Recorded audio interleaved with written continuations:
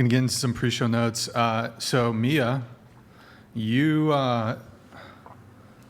somebody sent me a message about frat boys. Oh God. You want to tell us the story? Like, you were on another podcast, right? No, I think we discussed this a long time ago, though. Did we? On one of our, yeah. I was in college. I was in a sorority. I had fun with the frat boys. What happened?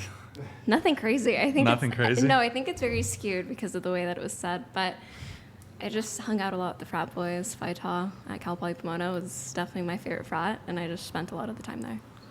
Oh, okay. Nothing like crazy. I think it was more elaborate. And nothing happened, right? Nothing at all happened. Sus. I definitely had fun, but it wasn't anything crazy. I think it was painted in a really aggressive way. What does so that that's what mean, I- nothing crazy? I was only ever active with one person in that fraternity, so it wasn't anything at Nothing all. happened. Like it was Sweetheart.